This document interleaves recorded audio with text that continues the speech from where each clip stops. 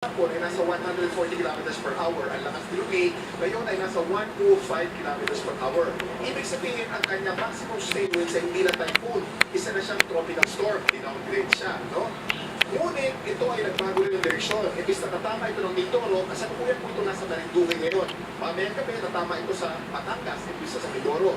At ang kanyang lapat ng kaulapan, ang kanyang diameter ay nasa 450 kilometers. Ibig sabihin, malapit. Pagdating ng alas 8 ng gabi, ang Metro Manila ay makakaramdam ng hangin at ng pagulan. Anong klaseng hangin at anong klaseng ulan? Ang Metro Manila ay signal number 2.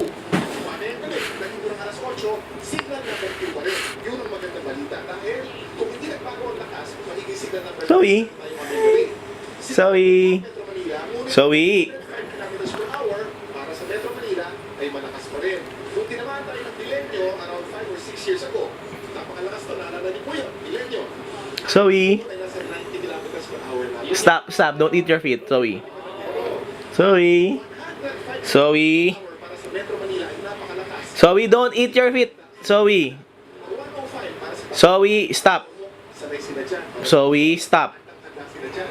Tayo sa Metro Manila, maghanda po tayong lalo. Dahil ang 105 kilometers per hour, mamayang alas 8, Zoe, hi. ay napakalakas pa rin. At yan ang oras kung kailan natutulog. Hi, Zoe.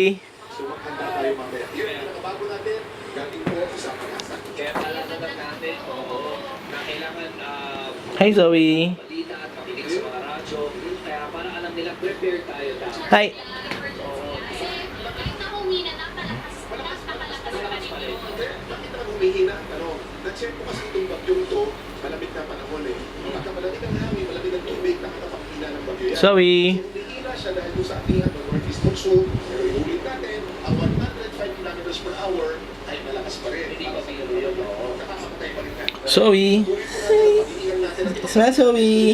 Lalo pagdalasan natin, na papalapit na ito sa mga lugar ng mga tao. Dati sa sanang malusaw at lalo pang humihina itong bagyo. Especially sa mga taga Batangas, no? Yung sinasabi mo kasi doon ngayon papunta galing ka. Nasa Marinduque ngayon, ito'y west-northwest.